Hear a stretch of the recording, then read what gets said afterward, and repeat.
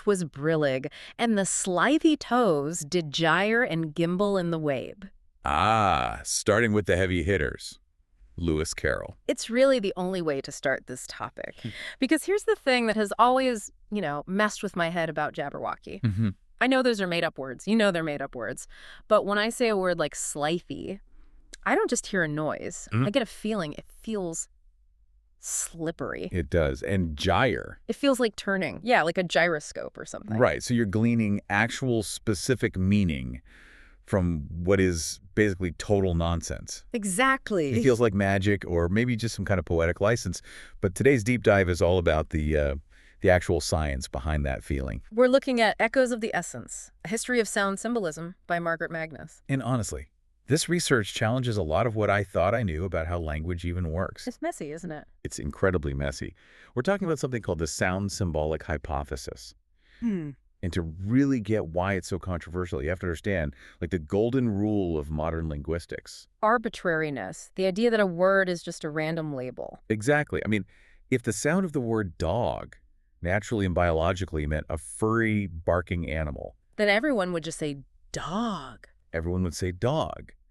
You wouldn't if it's chien in French or Perot in Spanish or in Japanese. It seems so obvious. If sound equaled meaning, we'd all be speaking the same language. Precisely. And because we clearly don't, scientists for, like, the last 100 years have basically said, okay, the sounds are random. We just all agree on the code. But that's not the whole story. Not at all. Magnus and the just stack of research she's put together argues that while that's mostly true, it's not entirely true. There's this other layer kind of underneath the definitions where the sound itself is doing some of the heavy lifting. And that's our mission today. We're going to try and figure out why I sound small, why you sound low or blunt, and whether we're all, unknowingly speaking this secret language based on physics instead of just definitions. And to do that, you really have to start by looking at the patterns. Yep. Because once you see them, you can't unsee them. And this is where the research brings up something called phonous themes. Yes. A term coined by J. Firth back in the 1930s. He noticed that in English, and it turns out in a lot of other languages, words with similar meanings tend to share the same starting sounds. Even if they're not related historically? Even if they have totally different origins, they just sort of cluster together. Okay, I want to test this. I'm going to read a list from the source material. I just want you and everyone listening to let these words hit your ear. Don't think about definitions, just the vibe, the texture. Ready? Go for it. Hit me. Stall, stand, star, stare, stay, stiff, still, stop, stone. I feel it stuck. Stuck. Yeah. Like frozen, rigid. Nothing in that entire list is moving. That is exactly what the data shows. The S sound at the beginning of a word, it occupies this semantic space of fixity or intention hindered. The research in the book points out that something like 40% of all single-syllable words in English starting with ST fit that pattern. Which is just wild, statistically speaking. I mean, if language were truly random, you'd never get a 40% hit rate on one specific concept clustering around two letters. It suggests there's a kind of gravity to that sound. Totally. Okay, let's try another one. This one felt a little more aggressive to me. The KL sound. KL. Okay. Clamp, claw, cling, clutch, climb, club. Oh, yeah. That's gripping. It's forceful. It's about connection. Sticking together or striking. And then, of course, you have the famous GL cluster, which I think everyone sort of notices intuitively. Glitter, glow, glare, glisten. Light. It's almost always about phenomena of light. So here's my question. Is this just us hearing it now because, we're looking for it? Or is there something active happening? Like if I'm inventing a new word for a fancy lamp, am I subconsciously pushed toward a GL sound? Well, Maurice Bloomfield, he was a linguist, late 19th century. He didn't think it was passive at all. He used this incredibly aggressive metaphor. Okay. He said sounds go on predatory expeditions. Predatory? That makes language sound like a nature documentary or something. I know. He meant that once a meaning attaches itself to a sound, so say GL starts to mean light, it becomes almost like a parasite. It infects other words. Oh, wow. He wrote that the sound bursts its confinement and spreads through the vocabulary, a lusty brood of descendants. So a word that means light but doesn't start with GL might just drift over time until it does. Or we just invent new words that fit the pattern. Yeah. It suggests language isn't some dry code we all agreed on in a meeting. It's a living ecosystem where sounds and meanings are constantly fighting for territory. Okay, but feeling a connection is one thing. Feelings are subjective. I might think AS feels stuck, but someone else might think it feels, I don't know, stable. Sure. Do we have any hard data on this? Because without data, this is all just kind of poetry appreciation. We do. And this is where we have to ask you listening. Do you speak table? I love this experiment. This is the Mal versus Mill test. That's a classic. Edward Sapir study from 1929. Yeah. So simple, but the results are incredibly hard to argue with. Okay, so play along with us here. Imagine I tell you there are two words in a made-up foreign language. Both of these words mean table. One word is mill, M-I-L. And the other is mal. M-A-L. One of them means a huge, heavy oak banquet table. The other is a tiny, delicate little side table, which is which? Mill and mal. Take a second. Make your choice. In Sapir's original study, what was the split? It was staggering. 96% of adults and 83% of children agreed that mill's the small table and mal is the large one. 96%. You can't get 96% of people to agree that the sky is blue. Why is that connection so strong, so universal? It's not magic. It's just mechanics. Yeah. It really comes down to the architecture of your own mouth. Yeah. Go ahead and say mill. Mill. Okay. Where's your tongue? It's high up. It's right near the roof of my mouth. The front. In the space inside your mouth, the chamber. It feels cramped, small. Exactly. Mill uses what's called a high front vowel. The acoustic resonance chamber, which is just your mouth, is physically small when you make that sound. Now say mal. Mal. My whole jaw drops. Tongue goes back. And that cavern just opens up. It is physically larger. Our brains are completely intuitively mapping the physical size of the sound resonance to the abstract size of the concept. So E sounds feel small and bright because the instrument, our mouth, is literally making a small, tight shape. Yes. And or sound feel big and dark because the instrument is making a large open shape. Other researchers, Newman and Chastang, they found the exact same thing. High front vowels linked to clarity, brightness, smallness. And low back vowels linked to obscurity, darkness, and largeness. Exactly. This explains so much. I'm thinking of a word like teeny. It literally forces you to make the smallest possible shape with your mouth. Right. But if I say humongous or even just large, I have to open wide. It even works with nicknames. Think about it. If you want to make a name sound cuter or smaller, what do? You add an E sound, dog becomes doggy, Bill becomes Billy. Dad becomes daddy. You are instinctively shifting the vowel to that high front position to signal small and cute. Okay, but wait, is this just an English thing? Because maybe we've just, learned that pattern. If I went to a remote village in a totally unrelated language family, would this still hold up? That is the million-dollar question. Yeah. And a researcher named Soetbert Ertel took a swing at this back in 1972. Right. He wanted to test if the sound of an action verb actually matches the physical action itself, across totally different languages. What kind of actions are we talking about? Really visceral stuff, like gargling versus spitting. Okay, vivid. So he took the German verbs for these actions, and then he found their translations in 36 completely unrelated languages. And he wasn't looking at spelling, he was analyzing the phonetics, the articulation. And what'd he find? He found that words for gargling, overwhelmingly, use voiced velar sounds. That's what back of the throat sounds. Yeah. Gah. Gah. Which makes perfect sense because that's where the water is. You can't gurgle with your lips. You can't. But words for spitting, they almost all use labials, lip sounds, and unvoiced plosives. Piaf. Spit. Yeah. So the sound is a little performance of the action. Exactly. The word is a simulation. You're performing a micro version of the action every time you say it. It's fascinating because this feels like something ancient philosophers would have argued about over wine. Is the word the thing or is it just a label for the thing? Oh, they did. They argued about it constantly. This is one of the oldest debates in intellectual history. Plato wrote a whole dialogue on it called the Cratylus. I remember seeing that in the notes. It's basically, a rap battle between three guys about where words come from? Pretty much, yeah. You have Hermogenes, who's the modern thinker. He's on Team Arbitrary. He says sound has zero effect on meaning. He's a table could be called a glorp for all I care guy. And his opponent. Cratylus. He's the hardliner on the other side. He says sound determines meaning entirely. If you have the wrong name for something, you're not even talking about it. And Socrates is the moderator trying to find a middle ground. Classic Socrates. Yeah. He takes a middle path, but it's a weird one. He argues that words aren't just simple onomatopoeia. It's not just that meow sounds like a cat's meow. Right. He believed words are an imitation of the essence of the thing. The essence. That sounds lovely, but it's a A little abstract for a science podcast. It is. I mean, what is the sound essence of truth or a chair? It's really hard to prove.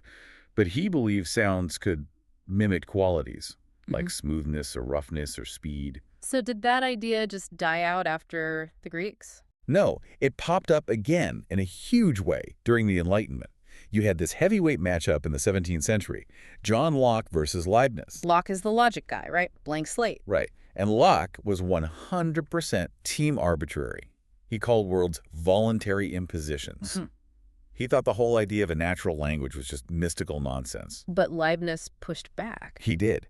He claimed that languages are rooted in a harmony between sounds and the effect impressed on the soul. Effect impressed on the soul. See, that's where they always lose me. It sounds like magic again. It does sound mystical, but then Wilhelm von Humboldt, this is 19th century now, he actually came along and gave us a framework to make it all concrete. He basically said, look, stop fighting. It's not one thing. There are 3 different ways that sound can connect to meaning. Okay, let's break these down because I think this actually clarifies a lot of the confusion. Type 1. Type 1 is direct imitation. That's your onomatopoeia. Crash, bang, woof. The easy stuff. The easy stuff. But Humboldt says this is actually the least pervasive and least important type, because most things in the world, like a table or justice or an idea, they don't make a noise. Fair point. So what's type 2? Essence imitation. This is what Socrates is trying to get at. The sound mimics a sensory quality that's shared by the object. Humboldt used the example of the letter W, or the wa sound. Like wind. Wind, wisp, wobble, wave, wish, waft. Oh, I see it now. It's that unstable, moving air sensation. Exactly. He argued the W itself expresses a wavering motion. It's an unstable sound, so it gets mapped to unstable concepts. It's not the sound of the wind, but the feeling of the wind. That distinction is really helpful. It's not that the word wind sounds like wind blowing. It's that the W sound physically wavers, just like wind itself does. Precisely. And the third type? Don't tell me. This has to connect back to the beginning. It does. Type 3 is just clustering. This is our phonies themes, the est and the gl. It's when words with similar meanings just start sounding alike over time because our brains love to file similar things together. Okay, so if we have all this evidence, the clusters, the Mal-Mill experiment, centuries of philosophical debate, why was this idea basically buried for so long? You said earlier you'd get laughed out of the room in a linguistics department for bringing this up. Right. And for that, we have to introduce the villain of our story, Ferdinand de Saussure. The father of modern linguistics. The very same. In the early 20th century, she laid down his first principle. The linguistic sign is arbitrary. Full stop. Why was he so absolute about that? He was trying to turn linguistics into a real hard science. And he believed that if you allowed for all this sound symbolism stuff, it would just introduce chaos. If the word sister has to sound like SR because of some mystical essence, you can't build a predictable system. So he just said, no, it's a code. The code is arbitrary, period. He wanted clean lines. And he got them. His view became dogma. It influenced the structuralists and later Noam Chomsky. They all focused on grammar, syntax, the rules. The actual texture of the words was just dismissed as poetry, not data. So for decades, we just ignored the fact that mill sounds smaller than mal because it didn't fit the dominant model. Essentially, yes. And I do love a good plot twist. The data came back. Yeah. And it came from a place Saussure probably wasn't looking. Africa? Yes. Yeah. Tell me about the ideophones. Wait, I'm the host, you're the expert. But okay, I did read this part and it blew my mind. Ideophones. It's fascinating, right? Western linguists like Doak and Samrin, they start studying Bantu languages, and they find this huge class of words that just breaks all of Saussure's rules. They call them ideophones. And how are they different from a normal word? Well, in English, if I say he walked, that's a verb. If I want to describe how he walked, I add an adverb. He walked heavily. Right.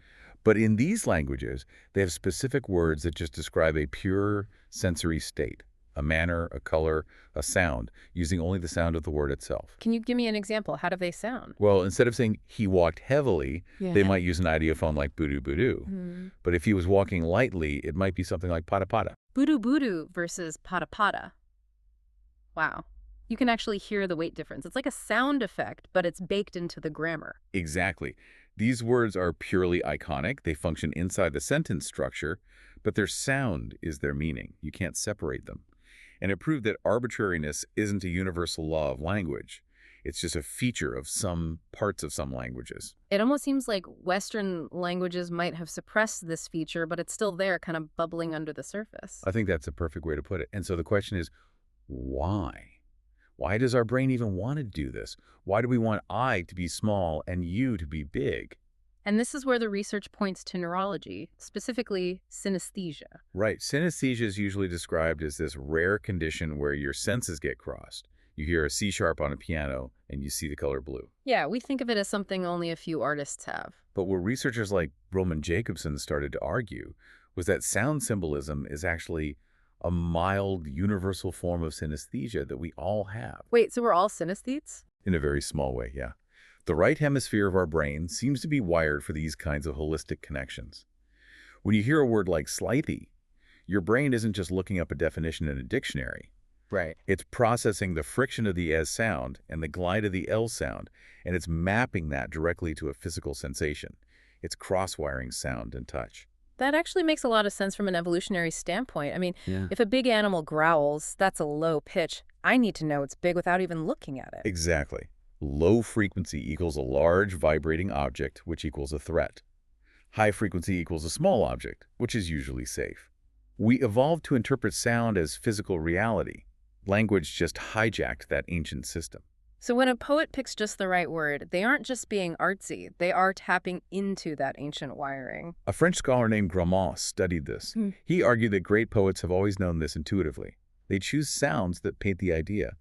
And if you analyze poetry statistically, you find these patterns of sound symbolism appearing way, way more often than chance would ever allow. It really validates that feeling I had with Jabberwocky, that I wasn't just imagining it. You weren't. There really is a ghost in the machine. We learn language by rote. We memorize that table means table. But underneath all of that, there's this hidden current where our brains are connecting sound frequencies to physical size, to motion, and to light. It's like there are two conversations happening at once. There's the one with the definitions, and then there's this other one happening with just the sounds. Precisely. And that sound conversation is speaking directly to your senses, often without you even realizing it. That is actually slightly unsettling. It kind of changes how you view communication, doesn't it? It really does. And I think that brings us to the end of our deep dive. But before we go, I have a thought I kind of want to leave you with. Go for it. If sound symbolism is real, and all this data suggests it is, and we intuitively know that mill is smaller than mal, how much of our communication is happening completely beneath the level of the actual definitions we use? That's the big question, isn't it? Think about it. When you name a company, or you write a frantic email, or even just choose a name for your pet, are you accidentally signaling smallness or darkness or slipperiness just by the vowels you choose? You could be telling a secret story that you didn't even know you were telling. Exactly. So next time you're searching for just the right word, maybe listen to it, not just for the meaning, but for the music. Thanks for listening to The Deep Dive. See you next time.